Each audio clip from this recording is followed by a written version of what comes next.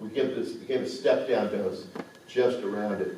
We didn't treat the whole prostate, just the prostate near the recurrence. And what did we find? PSA dropped from 10.8 down to a few months later down to 0.79. Here it is a year later or so, less than a year later, to 0.2. And then at 1 year later, the PSA was undetectable. Last time we checked was just about 4 months ago, and the PSA is still undetectable.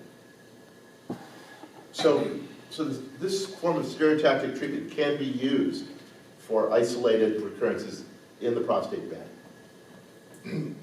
There's another really exciting application for the use of stereotactic ablative radiotherapy, or SBRT. And it's really a paradigm shift in how we manage prostate, or any cancers, how we manage cancers, period. The way, historically, oncologists think about cancer is when the cancer starts, whether it's in the breast or the prostate or the colon or wherever, if it hasn't spread, we try to attack the cancer locally. But once the cancer has spread, for the most part, we don't usually go after metastases with local treatment, surgery, and radiation. Now and then there's some special cases that we've done it in the past, but for the most part, we rely on systemic therapy. Like for prostate cancer, it would be hormone therapy, Lupron, or maybe abiraterone, or enzalutamide, and sometimes chemotherapies. But most oncologists, especially medical oncologists who give chemo, are skeptical about the idea of going after metastasis. Well, why is that? Well, because for the most part it didn't work historically. Why? Because surgery to go after metastasis is usually hard. It's usually a big operation. And surgery is a big strain on a patient. So if you have to do a bunch of different operations to go after metastases is hard. And radiation therapy historically stunk. We had a hard time giving enough radiation to a metastasis to kill all the cancer there because it wasn't very good. It wasn't accurate enough. So, but now that we have stereotactic radiation, this new form of radiation, extremely accurate, focused right on the cancer, we now can actually ablate. We can actually ablate these metastases safely. So there's this new disease state that we are now trying to tackle with local treatment, and it's called oligometastases. What does that mean? Oligo means a few, kind of like in Russia, the oligarchs that run the country, the few rich people, rich friends of Putin, they're the oligarchs. Well, there's a few of them. Well, when you have a few metastases, up to 5, most people say 1 to 5, some people say 1 to 3. That's the oligometastatic state. And in this condition, probably the disease burden, the number of cancer cells elsewhere is probably limited. And nowadays we have better imaging, PET imaging, for example, ex-human scans, or standard PET for other cancers, that can detect these oligometastases a lot sooner than we ever could. So in general, this type of treatment, treating oligometastases, is appropriate when the cancer at the mothership, at the prostate or the primary site, the breast, wherever, has been controlled. In the case of prostate cancer, this treating oligometastases can be used up front before the patient's had any hormone therapy, or it can be sometimes done when a patient's been on hormone therapy and it quits working. Now, if you guys want to look this up, there's in the medical literature, it's either called SBRT, or as I mentioned before, nowadays you'll see more papers written as stereotactic ablative, SABR, stereotactic ablative radiotherapy. I think they thought this was a better acronym for marketing purposes, because it sounds cooler. Cyberknife. So, this is the first big study that looked at stereotactic ablative radiotherapy a few metastases, oligometastases. They had 119 patients, up to 3 metastases. This is for prostate cancer. And what did they find? When they treated with these metastases, on average, the remission was for 21 months. So they bought 21 months without having to start hormone therapy. That's a long time. You think that, because remember, if you do develop metastases, generally we treat with hormone therapy, but that hormone therapy eventually quits working. So if you can delay, if you can defer the use of hormone therapy by going after the metastases with local treatment, you keep that in your back pocket. You keep that quiver in your arrow to be used down the road. So that was the first big study looking at this from prostate cancer, treating oligometastases. This study came out now almost a year ago. This was the first randomized study for oligometastases, where they flipped a coin. Half the guys, or actually a third of the guys had no treatment, and 2/3 of the guys had stereotactic ablative radiotherapy for 1 to 5 metastases. Now this wasn't only prostate cancer. This also included, other types of cancer. But what did they find? If they did stereotactic ablative therapy to these metastases, on average, patients lived 13 months longer. This is overall survival. Now, most of these patients are not prostate cancer. Prostate cancer patients live a lot longer. This has colon and breast and lung and so forth. So the survival isn't that long.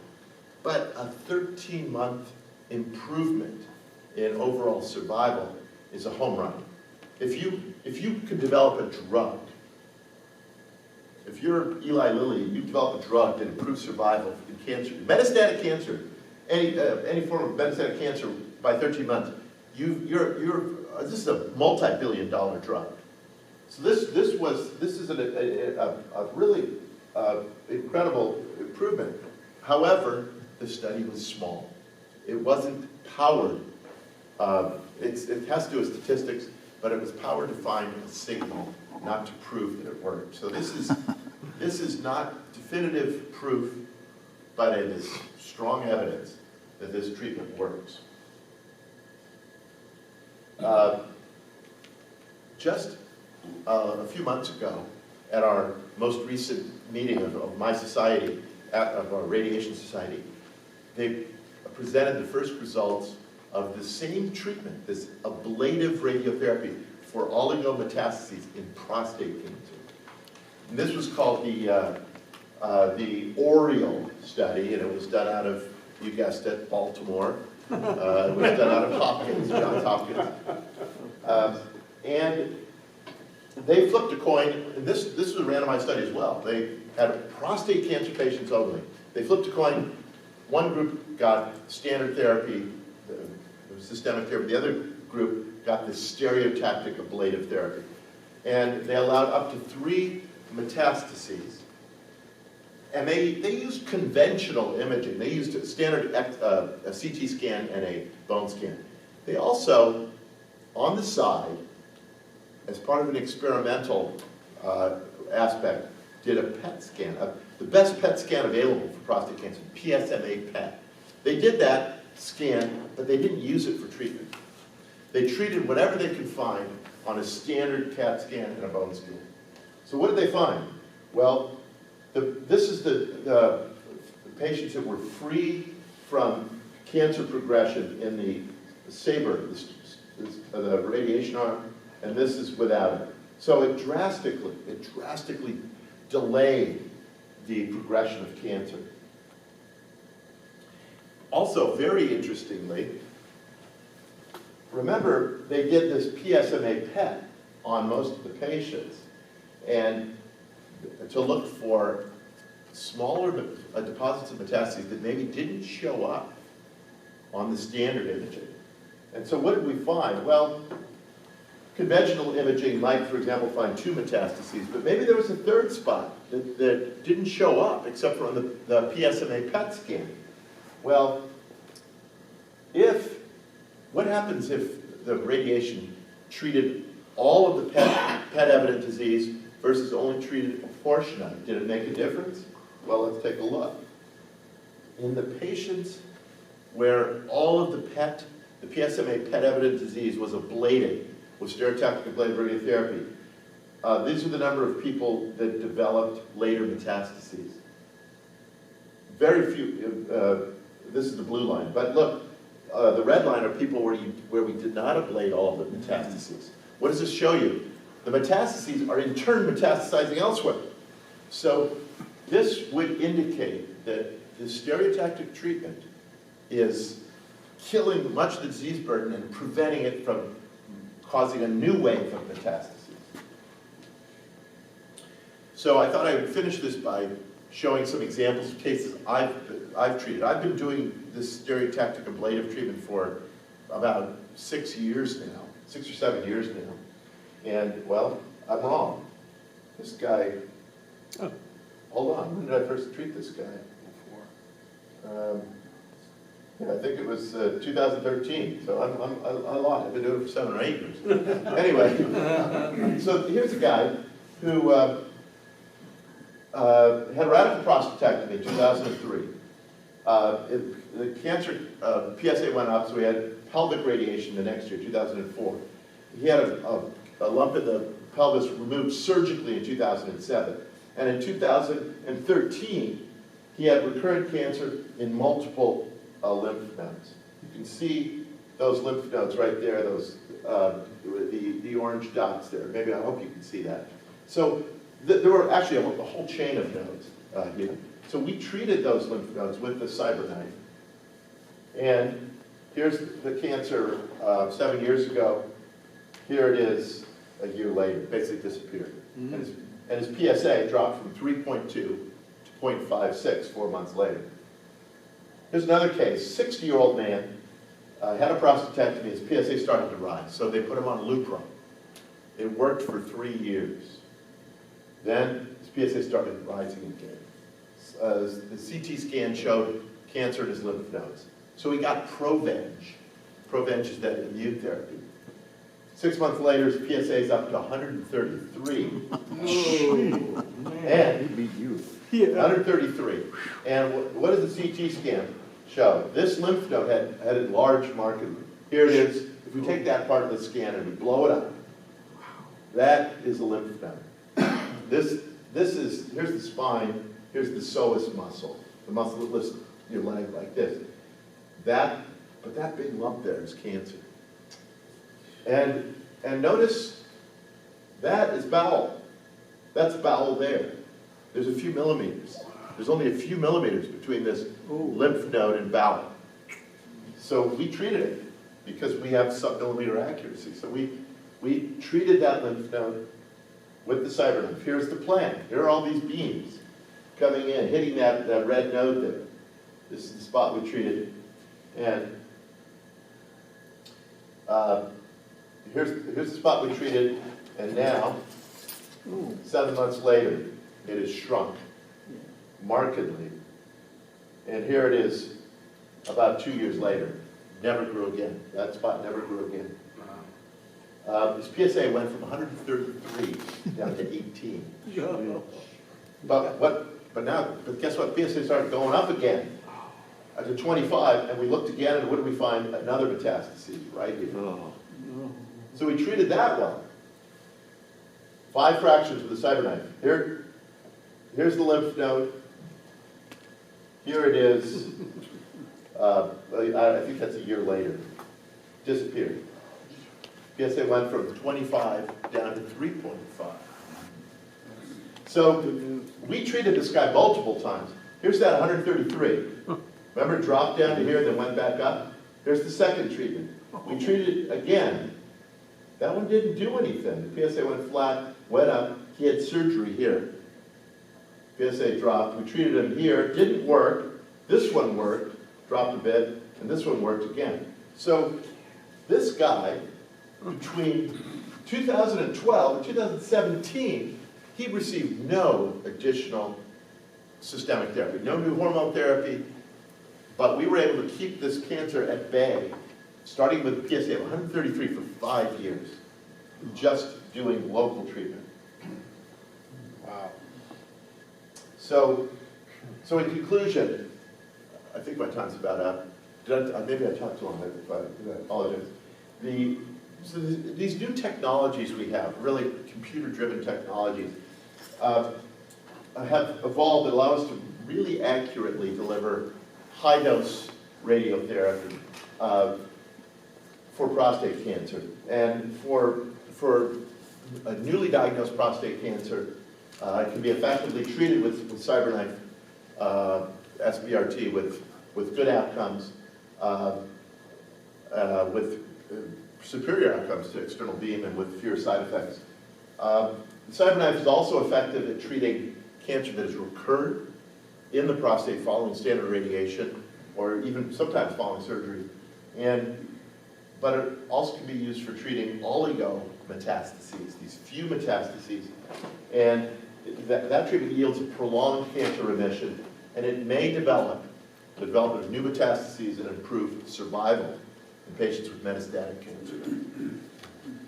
Boy, That's it. Thank you. thank you.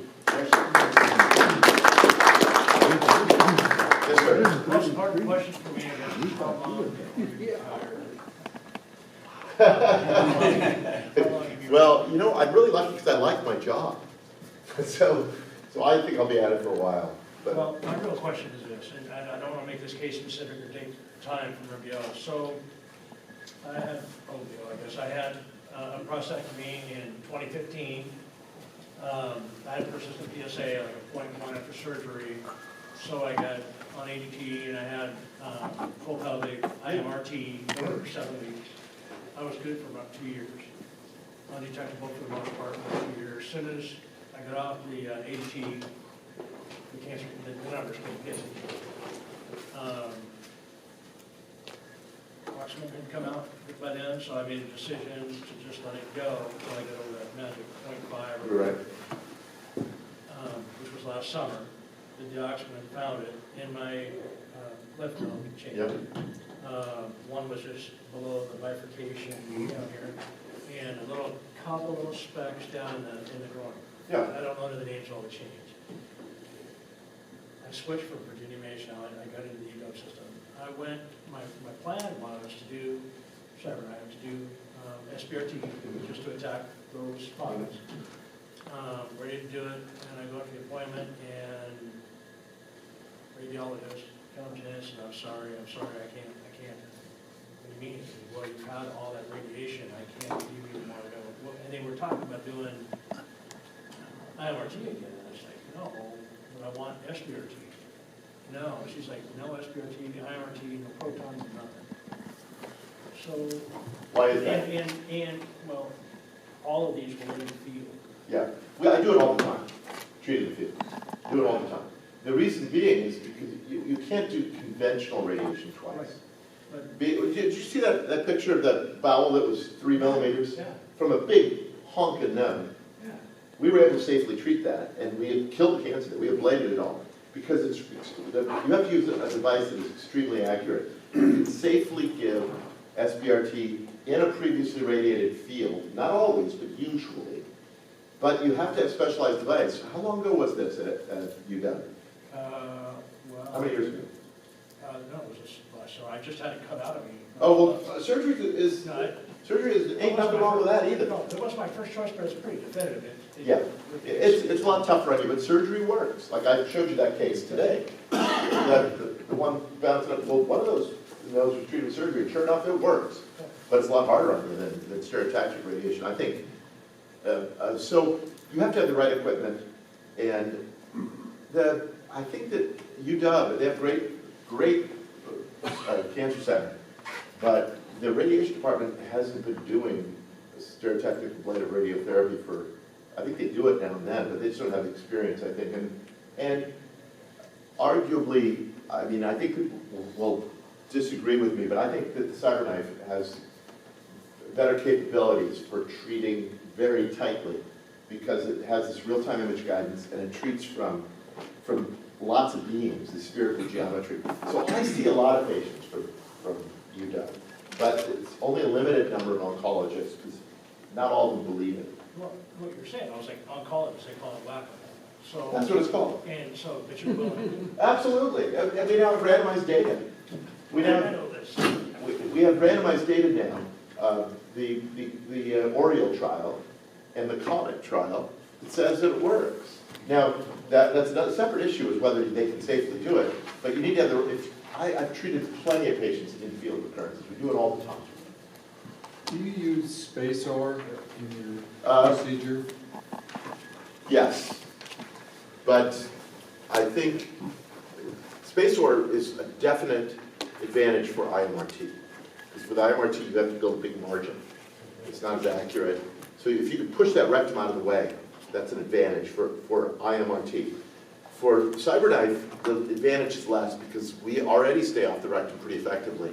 That said, with patients, especially with a big prostate, or patients that are really concerned about preserving sexual potency or erectile functioning, if you do SpaceOR, it makes it easier to stay off the nerves, the neurovascular bundles that lie next to the prostate. We contour them and we tell the computer, stay away from those. But if you have a little bit of leeway where the rectum has been pushed away, it makes it a little easier. So yes, I use it, but not in everybody.